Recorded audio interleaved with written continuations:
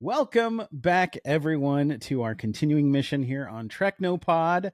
We are the podcast that brings you a rewatch of Enterprise, starting with the first season. We are currently within our mission, within our journey. We are talking about episode 6, which is called Terra Nova. And my name is Captain Shoff, or Jimmy is my real first name. My last name is Shoffman. A lot of people are like, Shoff, that is such a weird name. Why do you go by that? It's just my last name. Everyone just calls me by my last name. No one calls me Jimmy. But please feel free to do what you want to do. Just don't call me Quark, because that's not me. Awesome shirt, by the way. But it's my boyfriend. Quark's my boyfriend. I've almost bought the Janeway version of that shirt so many times. You need the Janeway version. Yeah. I know. I've come very close several times. I've just never actually purchased it. I should, though. Well, our Janeway aficionado and just resident expert on all things Voyager and Star Trek, Captain Linda, how are you today? I'm so good. How are you? I'm doing great. I'm so glad we get to do this again. Unfortunately, our dear co-captain Vactor is unable to make it this week. He wanted us to make sure to let the audience know that he got stuck on the Zerillian holodeck. He was sticking his fingers where they don't belong. Sorry. And now he's hella preggers, and he's got a baby on the way. Glad that I do this podcast with headphones on, because these walls are super thin. I'm wondering what my roommates would think if I didn't. They're just like, what the hell kind of a podcast is she working on? What the hell is she doing? Yeah. So Captain Vactor is currently in the process of giving birth to an alien baby, and we'll see what kind of custody situation evolves from that. But anyways, it doesn't have any of his DNA, so that's true. He doesn't have any custody, I guess. He's a good guy. He's gonna feel compelled to want to help out.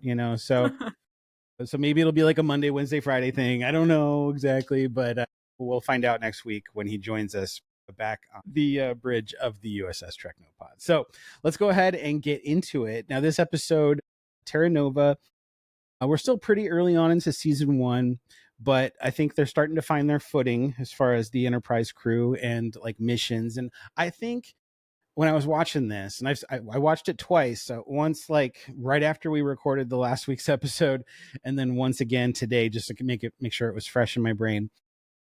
It feels like, of the episodes we've seen so far, it feels the most Star Trek. Yes. To me. 100%. Yeah. It had like all the trimmings. Like I wrote down, I'm like, it has like all like the things that you would expect to find in Star Trek. We're talking about like ethical dilemmas, misunderstandings, this like innate desire to help a species that doesn't want help. Yes. Promoting tolerance, inclusion, solving a mystery, and lots and lots of cave time. So much time in the cave, but at least it was like, I think, well spent cave time. The cave made sense in this episode. Exactly. It wasn't just for the sake of like a cave, but these people, they had to go down to the caves because of all the radiation on the surface. On the overside. There's a plot about the cave. I think, yes, the overside. That was another thing. I don't know why, but the way these alien, or I guess not aliens, humans were speaking was me a lot of that Voyager episode with, what is it called? When Chakotay's brainwashed by the aliens that make him think that one race is evil and it's the other species that's evil, and like one of them's helping Voyager, and they're like blah blah. Like Nemesis. The way they were talking. Yes, Nemesis. That's it. Thank you. Yes, the way they were talking reminded me a lot of that. But yes, well spent cave time. Sometimes I feel like, as much as I love Star Trek, sometimes the cave trope is like, we have access to this cave set and it's like pretty cheap, so we'll just like write in a cave, I guess. And this felt like, this did not feel that way. This was like, okay, it is a cave, but at least there's a purpose to the cave. So. There were a lot of moments where it was really dark. Like you almost couldn't see a dang thing in this episode at times. I had to turn the brightness up on my TV. Yeah. I was like, well, that's a choice. But they want us to watch this. But I also, the show I watched most often is Voyager, and Voyager is very, very bad about that. Like their whole set, like the bridge is always very dark. Like it's, they're bad about lighting the set a lot of the time. I really liked this episode. This was another one. It wasn't as dark as some of the other Enterprise episodes, but it was still like dark-ish. The tone of Enterprise just seems very dark, and I like that. Like I like the darker, creepier episodes. I don't know. Yeah. This episode was not critically received very well. In fact, it's considered among like the top 5 worst episodes of Enterprise, believe it or not. I gotta say, I know you said you liked it. I found it to be extremely boring. It was like a real like slug just like trying to like get through it. I was like, oh my goodness, okay. And I watched it twice, so it was like adding insult to injury essentially. It was like, well, that was do I you. hate myself? You didn't have to watch Yeah. it twice. Do I hate myself? I didn't think, I mean, yes, it wasn't as like exciting and action packed as some of the other just Star Trek episodes in general, but I just, like you said, it was just a very classic Star Trek episode. It was, you know, and that plot of, but we can help them, we can make their lives better if they just would trust us and listen to us, is just, that's so commonly found throughout Trek. And also this like, do we do what we know is best for them even if they don't want us to, against their will, or do we let them make the decision to put themselves in danger, is also very Trek. And so I really liked seeing those things, because a lot of the times when you see like other captains encounter that, they kind of have the ability to go, well, this captain did this in a similar situation and this captain did this in a similar situation. They can like, they have some kind of guidance, but Archer doesn't really have that. And so it was interesting to see him struggle with this, because there is, I think we talked about this, but I don't think at this point there was really like a prime directive or anything like that. So it's like, he doesn't really have those solid guidelines to struggle with. It's just, it's just the morality of it. And so there's really no like excuse either way for like, I have to break the prime directive, or I have this prime directive to kind of like lean back on when it's difficult to make the hard choice. Like there's no way to do that here. So I think seeing him struggle with these kinds of things is more interesting than seeing other captains struggle with it for that. Yeah. And also he was very much the most understanding, like as far as like the way that he wanted to, you know, ensure that these people were going to survive the situation that they have found themselves in, with radiation on the surface, and then now their water supply is contaminated with that radiation from the surface, so they can't stay where they're at underground anymore either. And then you've got T'Pol, who normally she's like a voice of reason, right? She's like going to give you like a logically sound argument for this is what you should do, but her suggestion was like to use stun grenades and just force them against their will to this new location. But Archer provided the most humane response, which makes sense because these aliens aren't aliens at all. They're humans who have sort of forgotten their own lineage in that sense. And I just thought that was really, really kind of cool to see Archer be the one to, I guess, provide the most empathetic approach, because I haven't seen that much of him. Like, yes, he's been empathetic, but I kind of feel like he's been a little bit aggressive and kind of loud as a captain up until this point.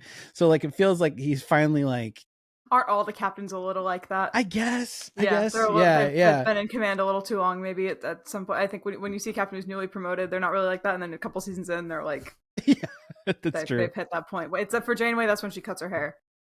Yes. Yeah. Oh my gosh. I wanted to ask you, so we find out that Terra Nova has been a colony. Well, I guess it took them 9 years to get to the planet initially for these colonists. And it was a one-way trip because their ship itself became the living quarters on the surface. They basically were able to like dismantle their ship, make it into like a makeshift like town of sorts. And then they were never heard, like they went like 70 years without any contact. And within a 70-year period, that was apparently enough time for them to essentially forget that they were humans at all. And to me, that's the toughest part for me. Yeah.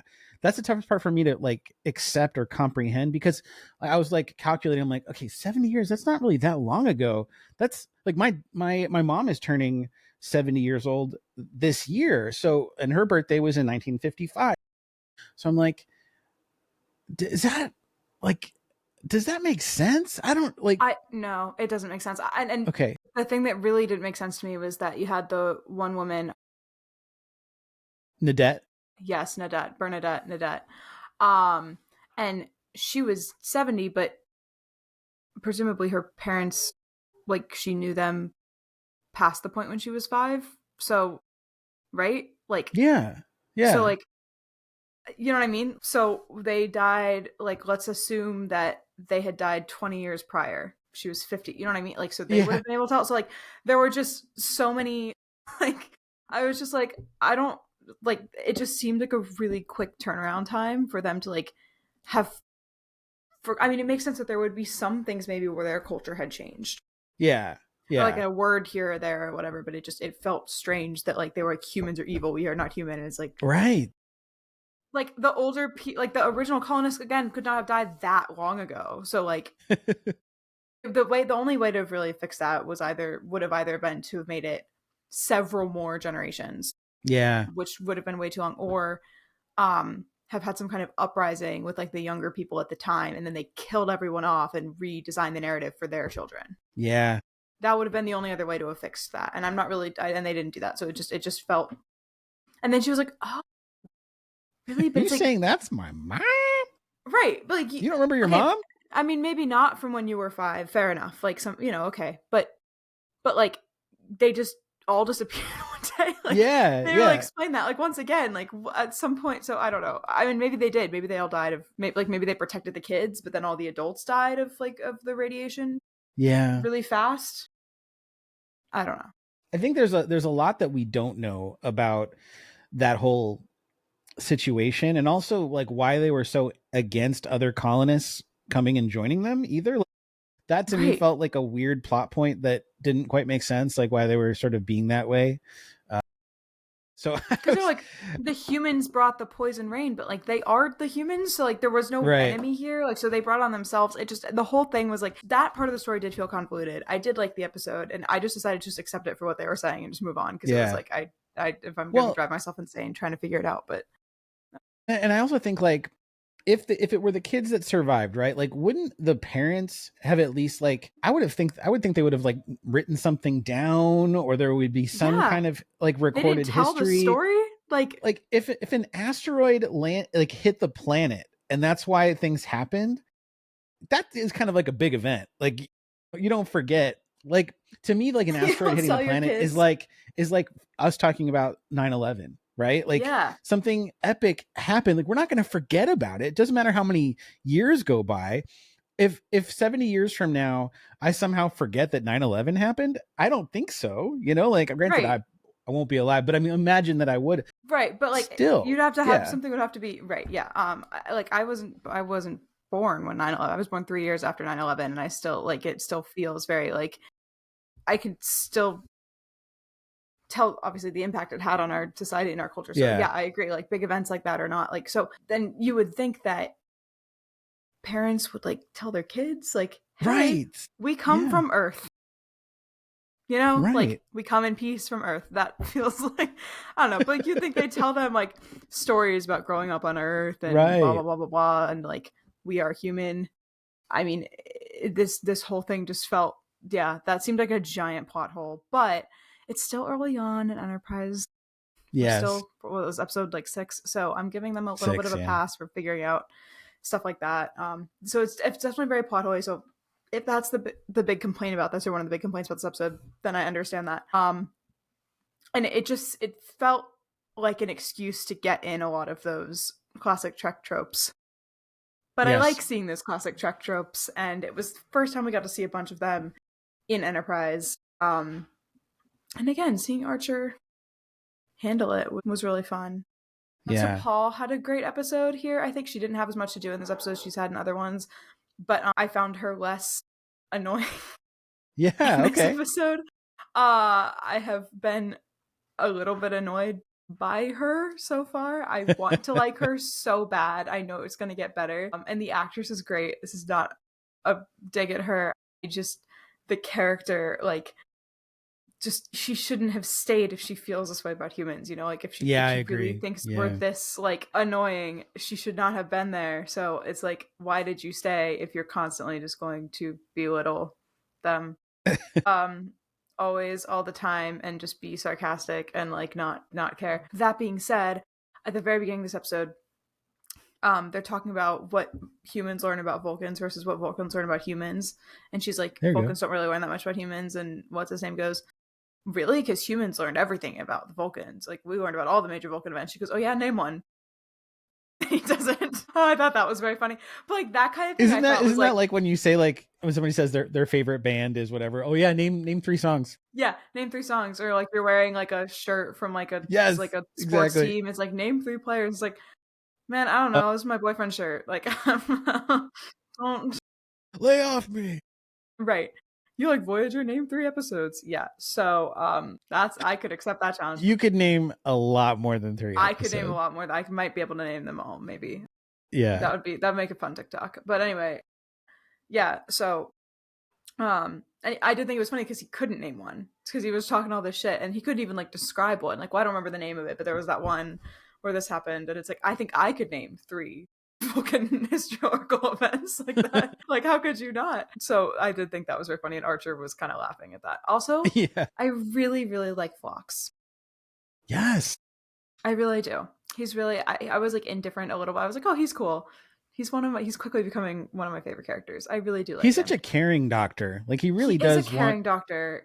It's a perfect balance of like he really loves what he does in the sense of like he loves helping people, and he also just loves medicine. Like he's fascinated by biology and the way that things work. Like he's really passionate about it, which is really nice. And this was probably the most serious episode I think that he's had so far. Like I think the other episodes he's been kind of the comedic relief. In this one he was like a little more serious, and I thought that was good. I enjoyed seeing that as well. He was still, a little comedic reliefy, but he was very comedic reliefy. Is that what I just said? This is actually the first episode that we find out his species name. Yes, I did. He is a Denobulan.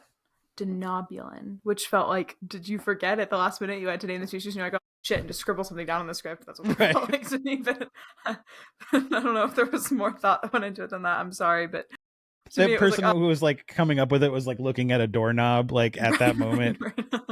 Doorknob. I just wrote an episode about Romulans, so yeah, that is what it felt like to me. But there were a couple funny moments, or there was one funny moment that really stood out to me. It happened really early on in the episode. So they land on the planet and they're in the caves because Malcolm is like chasing down this, because he sees this person in the bushes or whatever, and he's like just gunning for this guy. Like he like running his full speed. To me, like that's a little forward. Yeah. Like why not, instead of like running full speed at them, why not say, hey, slow down, we're here, we're not here to hurt you. Like at no point did he say anything. He was just like, I'm gonna get you. Like if somebody was just running and not explaining their intent, I'd be running away from them too. Right, obviously. Like, so that to me is like, this is why rules were established around first contact. Like this is what, like, they get back and they're reading Archer's reports and like, what the fuck were you guys doing out there? Like, what were you doing? Like, why would you just run at this guy? After him. Why would you do that? And they're like, oh shit, we got to teach us the academy. We got to train them to not do that. Like, gosh. So that did make me laugh. But yeah, but then Archer, so they're inside the caves at this point, and they see like the beady eyes of the like hanging out like up on like the rafters or whatever. That's when I was like, inside this is gonna be a creepy episode. Yeah, yeah. And they look like they've got like acne masks on their face. Yes. Like they're currently going through it. I actually thought about they're doing a Neutrogena cleanse. I was like, I had a face mask in middle school that looked exactly like that. It was that Aztec clay one that went like viral on TikTok. And I had it, and I was like, and it, first of all, it hurt like a bitch. Like it left my skin so irritated and red. I don't know if it was just the way I was using it, but I was like, that's exactly what it looks like. And I couldn't unsee it the rest of the episode. That's all I could think about every time I saw them. Like, that is exactly what it looks like. And I'm wondering if they use that or like something really, really similar to that for this episode. Because that is 110%. Like, I was like, I would, that's what it is. Like, if I were cosplaying this, that's what I'd use. Right? Yeah. Yeah. And you'd pay for it later. Yeah. But he's like, Archer's like, we're not going to hurt you. We're not going to hurt you. It's okay. And less than a second goes by, and one of the cave people dudes like appears. Now, granted, he does have a gun in his hand, but he hasn't fired it yet. Like, and Malcolm immediately shoots the guy. Right.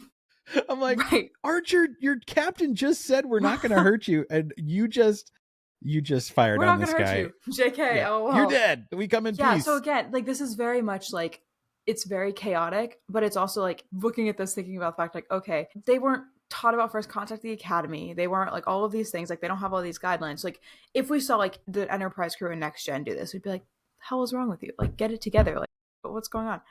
you know better than that. But the Enterprise crew in this doesn't know better than that, really. And like, it's Right. stupid. Like, we're watching it like, you're an idiot for doing that. But like, they're scared, right? Like, it's an instinct. Like, they've never really even read about first contact. It's not like they have things to study and they've just never experienced it in real life. Like, this is something that's just never happened, really. So like, except with them. So he should not have shot him, obviously. Like, it also, you kind of, it's more understandable, I guess. It's more explainable than it is for like other Trek shows. I mean, still don't like shoot random people. But Malcolm makes no attempt while he's like held captive to even try to like speak simply to this group of people. He's like, "Do you happen to have a lavatory on these premises?" And I'm like, "Are you kidding me? Like, they barely speak English at this point. Like, they're talking about the overside. The overside, yeah, and the tracks, and that's a bunch of shale and blah blah blah." So dumb. I was like, dude, you're gonna have to like change it up a little bit. And then like he's eating chicken essentially, and he's like, it's okay, it tastes okay. I mean, this episode, he was not making an effort at all. Like, he was like, no, this is who I am. Deal with it. Like, I'm not gonna make it more accommodating for you. Yeah. Yep. This episode was directed by none other than LeVar Burton. Yes, yeah. I'd forgotten about that. We talked briefly about that. Yeah. I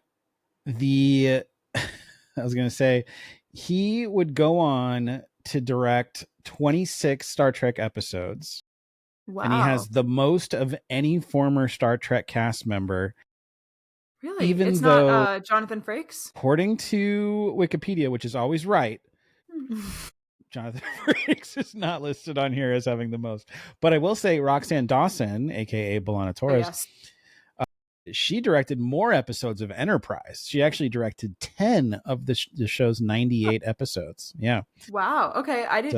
So I did not know that she directed any Enterprise. I did know that she directed. I didn't realize she directed so much Trek. I would have guessed that Jonathan Frakes would have been first, and then it would have been LeVar Burton for a number of Star Trek episodes directed by former Star Trek actors. So that does surprise me a little bit, but not that much, because I knew he directed a lot. But that is really cool. I'm gonna start paying more attention to like directing styles and see, if I could find similarities between all the different Star Trek episodes that he's directed, because that's not something that would be interesting. But yeah, that is really cool. I do like that there are a handful of cast members who kind of stuck with Trek, so that makes it sound like everyone else quit, and that's not really what I mean, but just like stayed in Trek through different aspects of their career, like acted in Trek and then directed in Trek. Like I think that's cool. I would definitely be one of those people who would do that. 100%. I would just have a great experience.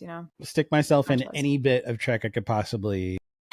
Literally anything. The story of this episode was conceived by Rick Berman and Brandon Braga, actually. But what's ironic is Brandon Braga has gone on record saying that this is his least favorite episode of Enterprise, which is kind of weird for the person who wrote it to say that it's his least favorite. And then also he called it boring. He himself called his own episode boring. I really didn't think it was that boring. If this is the worst episode of Enterprise, then I'm kind of like, I'm excited for the series. I feel like, right? Okay, that's a good sign. That means that there's a lot of great things to come. And then Braga went on to work.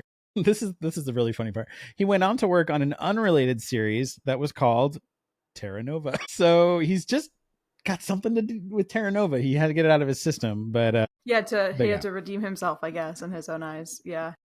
Now, this particular episode, I kind of want to quiz you here, because I feel like you're going to get this. So this episode was criticized because it came, about 6 months after an episode of Voyager that had a very similar plot. It's from Voyager's 7th season, and I don't want to name the episode. That's probably rewatched season. Okay. So, wait, no, let's see. Similar to, I thought it. Okay, it's so funny you say that, because it's like on the later end of the season too. It's one of the last episodes. Okay, some of the last episodes are Renaissance Man, Endgame, obviously. What else is towards the end there? The one where the Klingons think that B'Elanna's child is their Jesus, basically. Can I look at the episode names? Sure. You guess? Okay. Let's see. Season 7. My roommate just got home. I don't know if you can hear them. Unimatrix Zero and Perfection. It's not Repentance. It's not Prophecy. It's not Workforce. Friendship 1? Yes, it is Friendship 1. Yes. Okay, I cheated there. I don't remember the last time I rewatched that, to be honest. There are a handful of episodes I love. Actually, season 7 is a great season. It's just because it's disassociated, because it's the last season. I always I know the end is near, and I just don't rewatch it that often. So there's a handful of episodes I rewatch a lot, and then other than that, but yes, okay, yeah, that's something was vaguely familiar about this, and I just assumed it was all the tropes that we talked about that just felt like a lot of other Star Trek episodes. Yeah.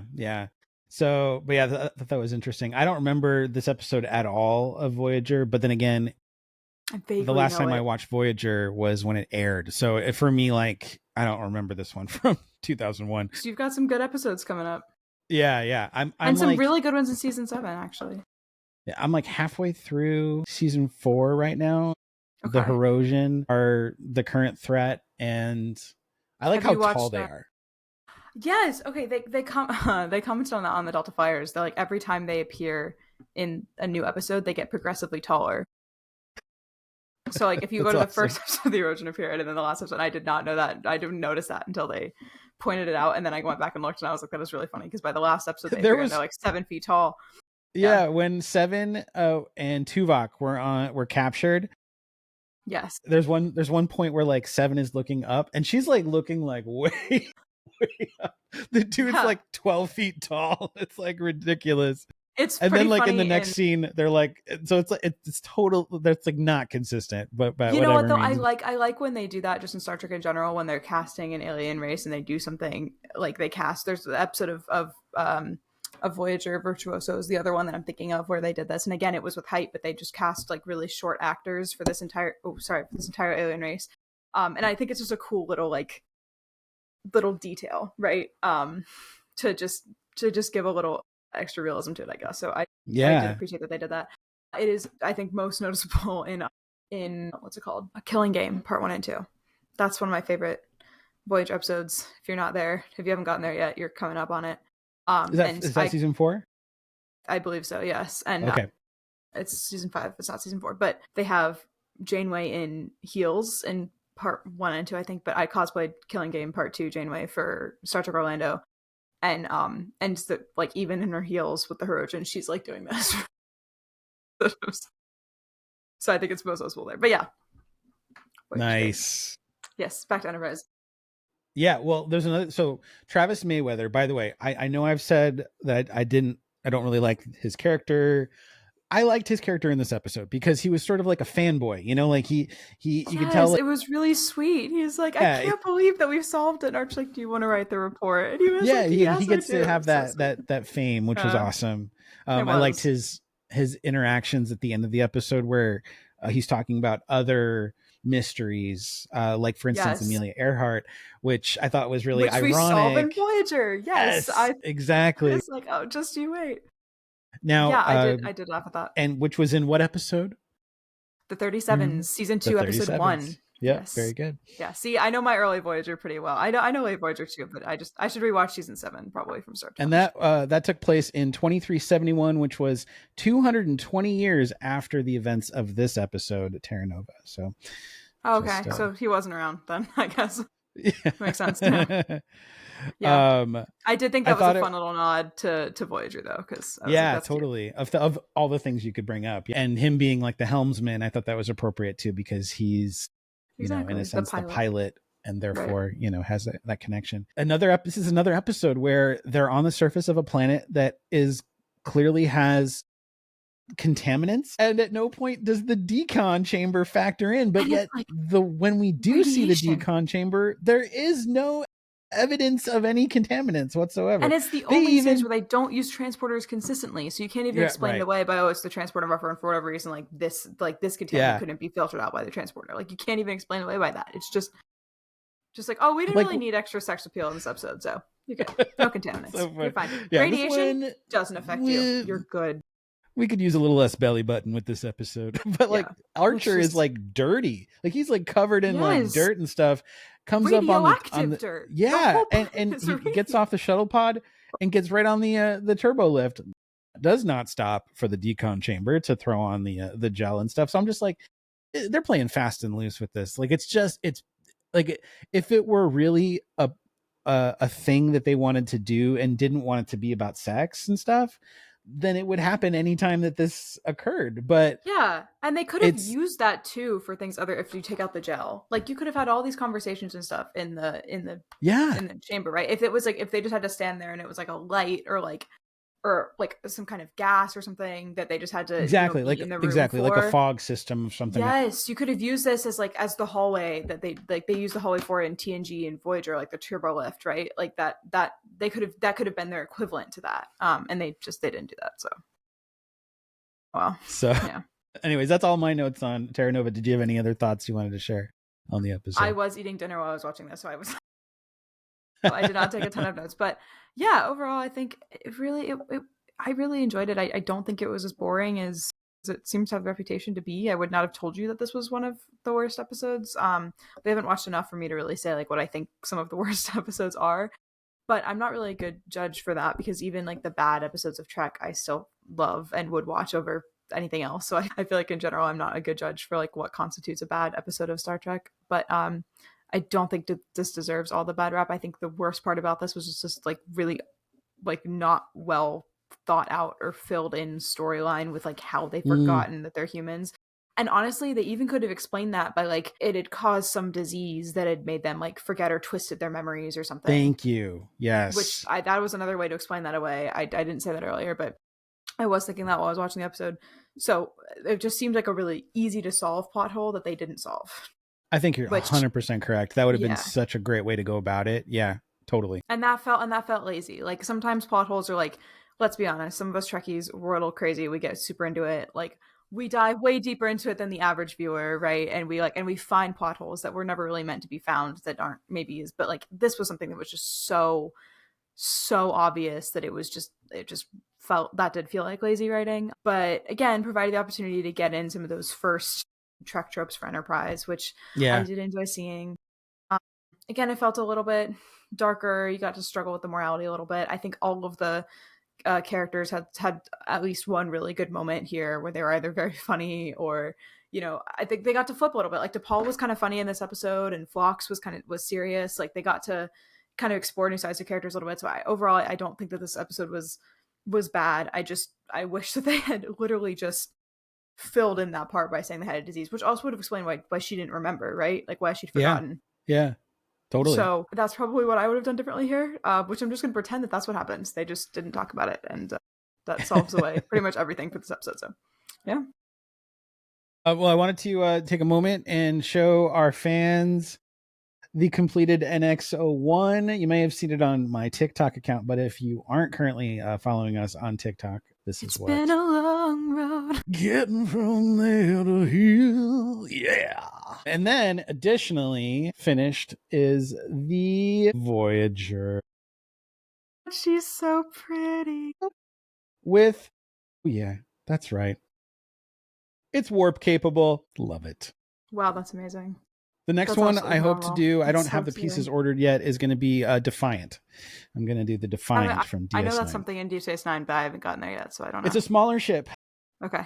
This doesn't spoil anything, but the Defiant was designed to be like really good against the Borg. And also it's more of like a spy ship, if you will. So it's not as large as like some of these other ships, but it's much bigger than a shuttle.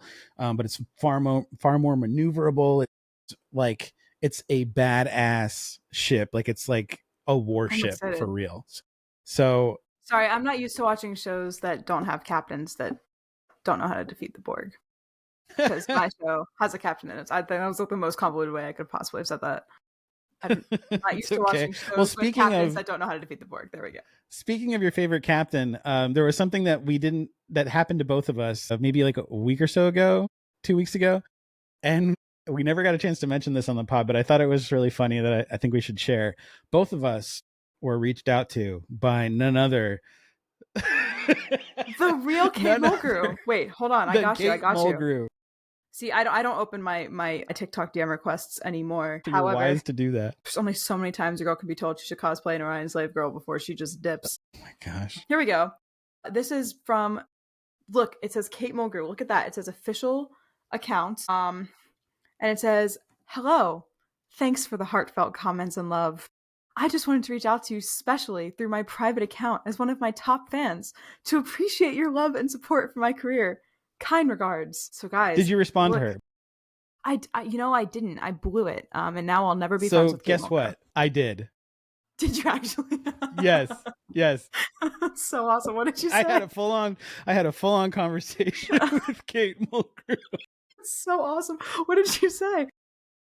So just as proof, you can see. Oh God. I'm glad to hear my work has changed your life. Yeah. So I said, so honored. Your work on Voyager changed my life. To which good old Kate replied with, I'm glad to hear my work changed your life. I'll continue doing my best to make all my esteemed fans happy.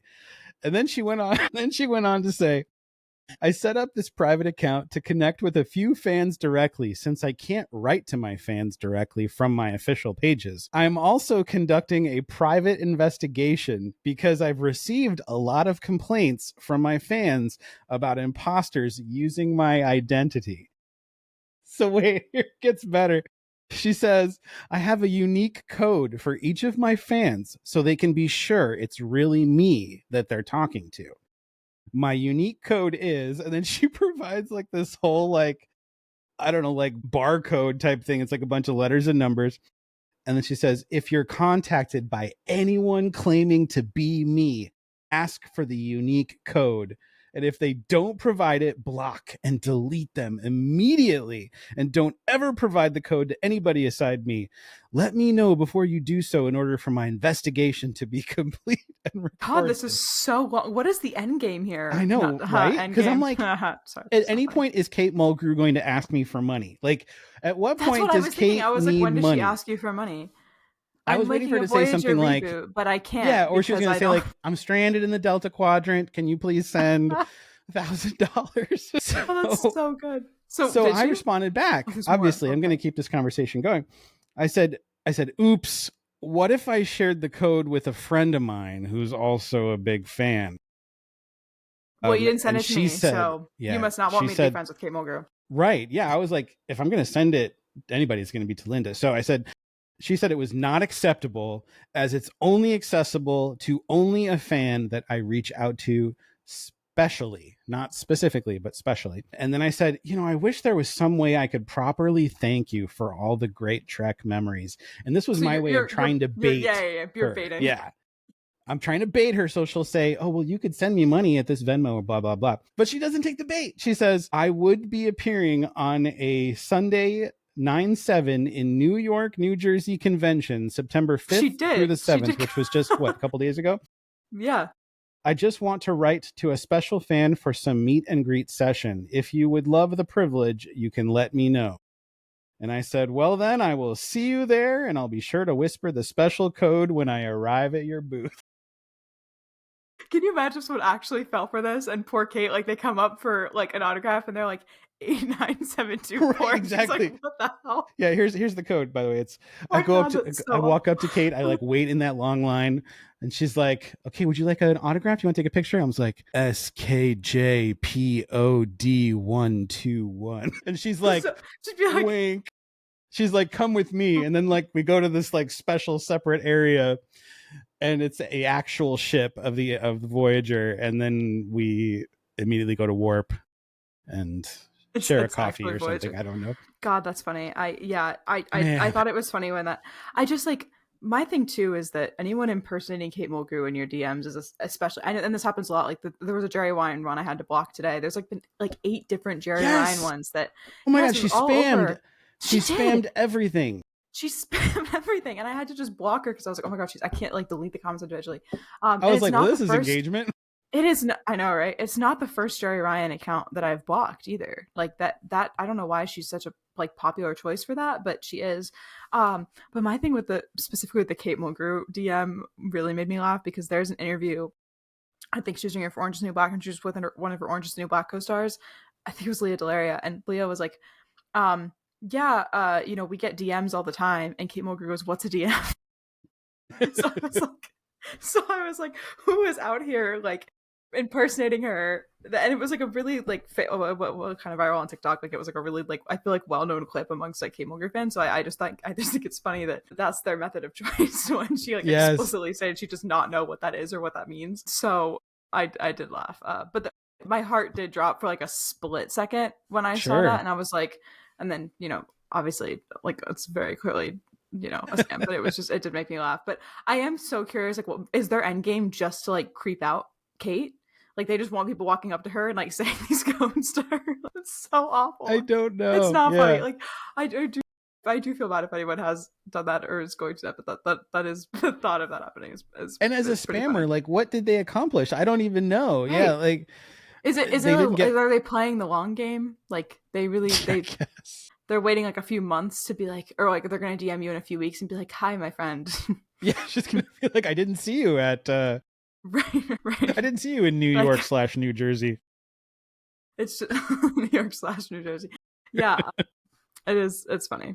Yeah, you know what though? At least if I had like a special code to go tell her, I would have like gotten words out when I met her. So I would have given me something to say.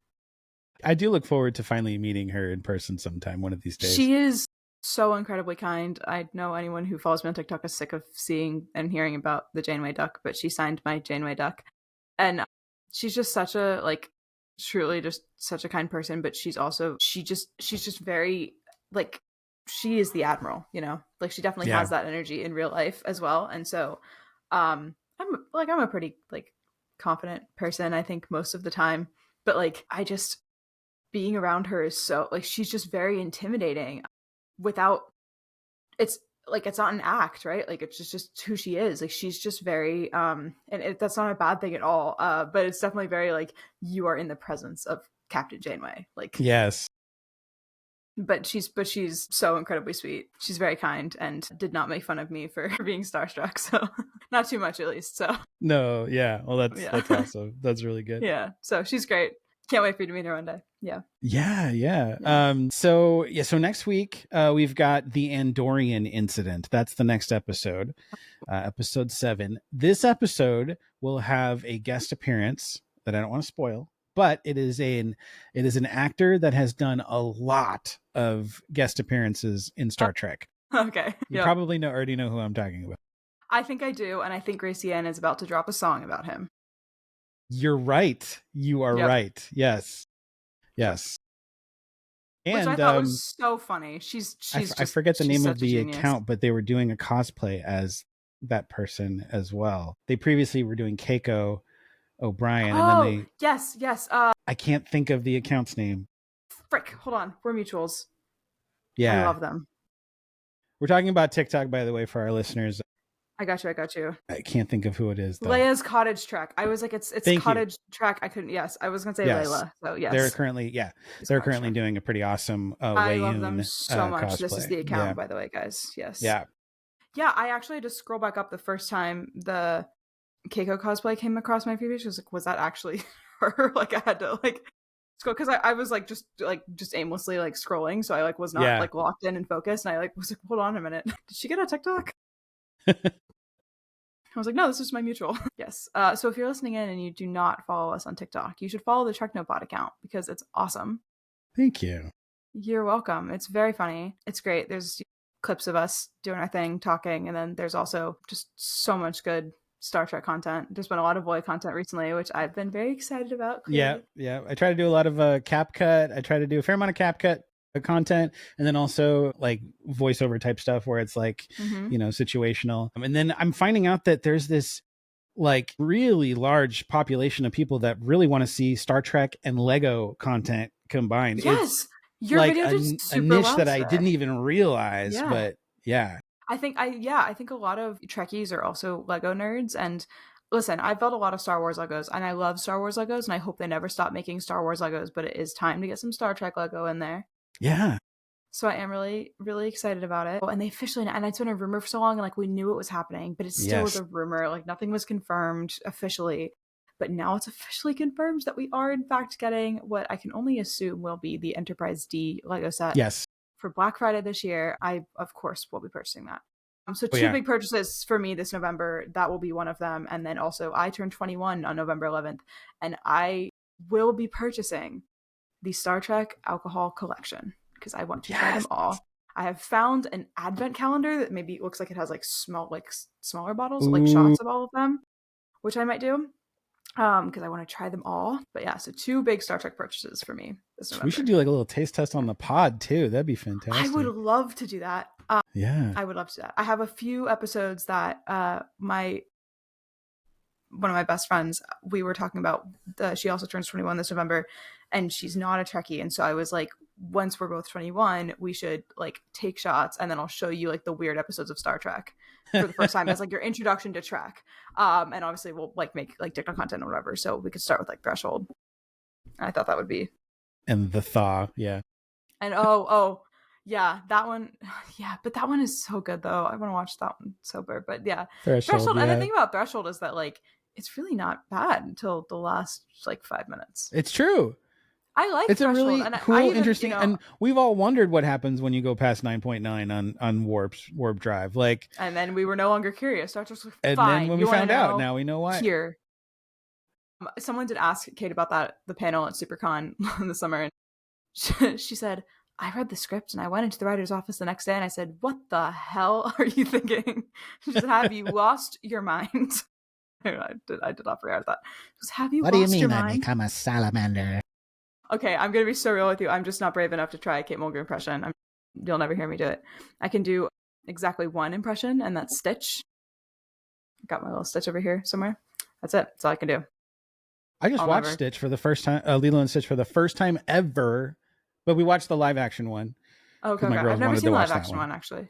Yeah. It was good. It was pretty good. I should watch it. But it was kind of hard to explain to a 5-year-old and a 3-year-old what a social worker is. And that made it a little bit complicated for me as a dad to be like, right. Okay, so I don't. So obviously, like I did watch Stitch as a kid. I don't remember ever really like realize like I didn't realize that that's what it was. I think like as a teenager I went back and watched it because I was Lilo and Stitch with one of my friends for Halloween one year in high school, and so as a teenager I went back and I was like, oh, it was a social worker. I think at the time it was just like, oh, that's just like bad guy. Yeah, because in the cartoon he's like this big hulking, Cobra Bubbles like, guy. Yeah, right. Yeah. Like, oh, he thinks that what's her name doesn't take care of Lilo and wants to take her away, and he's like says he's a good guy but he's a bad guy. Like that's what. But then actually my childhood best friend, the one that went with me to SuperCon, who was all over my TikTok, Samantha, she's actually she just graduated with her master's degree in criminal justice, and she's actually just started her master's in social work. So little chance to brag about her, my bestie, awesome. Going back for her second graduate degree in social work. But yeah, so I don't remember what we got onto this, but no, it's okay. Yeah, we have tangents sometimes. Sorry, I'll just yap forever and ever. But yes, moral of the story is I'll never ever be brave enough to do a Kate Mulgrew impression, and I think that Garrett Wong is the bravest man on earth for doing his Kate Mulgrew impression in front of her. You would never catch me doing that ever. He's got a lot of impressions. He's really funny. I like him. He does, and they're pretty good. You never really get to see him really like stretch his comedy chops on the show. No, and I'll always be salty about the fact that he was like, "Please let me do impressions of the other characters. Like, please let me be." And they never let him do. Even when the Doctor was pretending to be all of the other cast members, so they all got to play the Doctor, and he didn't. I was so mad for him. Like he's talked about that, like how frustrating that was. But like I'm mad too when I go back and watch that, knowing that he has that ability and like that skill, and they just never used it. Like they absolutely should have. They should have given him an episode where he got to like play all of them. Yes, like everyone all disappeared, and then like he had to keep like hailing frequencies open, but it was strictly audio, and so he like had to sell it as like the impressions of the people. Or like they like for whatever reason, like whatever he was doing or wherever he was on the ship or whatever for some reason he was like they just kept like switching bodies with him or whatever. So it was just, but we were just watching like from his perspective. So we got to see it. So like everyone else's body was incapacitated. It was like, I don't know. We got to see, I don't know. There's a million ways they could have done it. It frustrates me. Like they got 7 of 9, got to play that. And she did a phenomenal job. Jerry Ryan did a really good Robert Picardo impression. She really, really did. But I just still wish that Garrett had a chance to do that. And maybe in a future Star Trek. Who knows? Voyager reboot. Let's do it. Speaking of Voyager, real quick before we go, I don't know if you had the chance yet because you were saying that you hadn't read it yet. The comic book. Yeah, I can vouch for it. I read it a few days ago, Voyager Homecoming #1 is a new comic that just came out, and it is really good. So it takes place pretty much moments. You're all good. Moments after Voyager arrives back home, and then kind of picks up from there. So, well, Kate Mulgrew vouched for it on Instagram. I don't know if you saw that. I saw that, but I also didn't believe her. It looked like somebody had just handed her this comic book and told her, "Can you pretend that you've read it and that you absolutely love it?" She's like, I can't put it down. She's like holding it like upside down. I love this. This was great. Hey, it doesn't matter if Kate Mulgrew has endorsed it. I'm in. So, that's right. Yeah, but I can verify it is really good, really interesting. Ends on a cliffhanger. It's definitely going to be a series and one. Do you have a secret code to verify that you've read it and that you find it interesting? It is PODS. That's so awesome. I really am imagining like some fan who like is just totally like just super gullible and like totally like falls for this and just walks up to her at a con and just like starts like reciting off this code and like her like what the hell is going on? Oh my god. Oh man. That's yeah, so she's awful. Been quiet. Kate's been quiet recently, so haven't heard much from her lately. Did she leave you unread? After she said that she was going to be in when I said I would be there for her New York, New Jersey visit. I guess I should probably touch base with her and you're making me want to respond to this account for like shits and giggles and see if I can get a similar. Yeah. Part of me was like, if I respond, do I immediately open my do they now have my bank account information? Like what's going to happen here? I was just a little worried about my account getting hacked. Yeah, that's fair. But let it happen to me. Don't let it happen to you. Yeah, I'll be the guinea pig. I have less followers, so. I was like, but yeah, it's endless. It is really funny to me that like to the point where like when Marina Sirtis got on TikTok, I was like, oh, it's not her, it's not real. And everyone kept tagging me in it, and I was like, no, it's not her, it's not real. But it is her. It is her actual TikTok. I just assumed that just happened not too long ago. Yeah, because of all like there's so many that are fake that I really just in my heart was like, no, it's not real. That's just not real. And so it's taken me a long time to accept the fact that it actually is her. I was just very adamant that that was not possible. I did recently become friends with Scott Doohan. Is that? Yes, Chris Doohan. Yes. Or sorry, yeah. Chris. Sorry, Chris. I don't know why I said Scott. Yeah. Oh, Scotty, because Scotty. Yeah, that's why I said that. Yes. And so like that's my brush with quote unquote fame in that regard. So that's yeah, cool. He's great. He's really cool. Yeah. But yeah, so please follow us on TreknoPod. Please follow Linda on TikTok as well. Only if you like Voyager content and Halloween Horror Nights content, because you're going to get a lot of that over the next 2 weeks. That's right. Really. And I'm obsessive. And hers is at Linda Pages, by the way. PAIGES, not PAGES. Don't do that. No. Don't do that. And that's also not my real name. That's right. Keeping you in suspense. So yeah, thank you so much for tuning in. Was there anything else you wanted to plug, Captain Linda? Yes, I have been still doing a lot of work with the Transporter Room. I got a draft of our first Trek Tech episode. We've filmed a bunch of them now, but I got a draft of our first edited one today, and I'm super excited about it. Also, my physics professor is super excited to be on Trek Tech. We were talking about it the other day, and I gave him the list of the ones we were looking at, and he was going through, and he's like, well, this one we've already have, and like it was like a list of all the Star Trek technologies that we're going to talk about, and he's like, well, this basically already exists, and this one isn't possible, and this is how this one works, and he was like getting up on the board, like, I was like, okay. So super excited about that. So lots of exciting things coming, and music coming soon. I cannot wait for this music. For anybody who has not yet heard Linda sing, it's incredible, and the music is so good. I've been lucky enough to hear some of the stuff, and I listen to it a lot. I really like it. Thank you. Well, I'll have to send you the if I haven't yet, the first completed project that will be dropping, because I think I've only sent the one right, the one song. Yeah. Okay. So that's the lead single off of, I don't know how much I can say without getting in trouble, but yeah. There's more songs than the one okay. song. Can't wait. I cannot wait. It's so exciting. We'll take it offline. All right, folks. Well, thank you so much for tuning in. And also, happy belated Star Trek Day. We got to celebrate that yesterday. So happy Star Trek Day, everyone. Yes, happy Star Trek Day. Thank you so much for following us. Thank you for all the Star Trek wishes. Yeah. The happy Star Trek Day wishes. That was very, very sweet. There was a lot of love being shared yesterday, and it was fantastic. So much love. It was great. I love the Star Trek community so much. So thank you guys for tuning in and listening. Thank you for following us on social media and listening to us yap about Star Trek. Something we love to do, and we would do it anyways, but we love doing it for you. So thank you so much. With that, we will say live long and prosper. Fun.